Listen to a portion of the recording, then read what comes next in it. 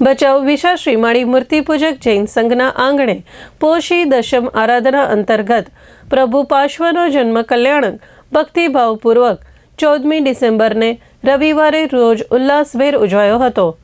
જૈનાચાર્ય પરમ પૂજ્ય અનંતીય સુરેશ્વરજી મહારાજ સાહેબના શિષ્ય રત્ન પન્યાસ પ્રવર પરમ પૂજ્ય અનંત જ્ઞાન વિજયજી મહારાજ સાહેબ આદિઠાણા તથા સાધ્વીજી ભગવંતો આદિઠાણાની પાવન નિશ્રામાં સવારના 7:30 વાગે ભગવાન પાર્શ્વનાથની જીવન ઝરમર વિષય પર ગુરુદેવે વ્યાખ્યાન શ્રવણ કરાવેલ હતું।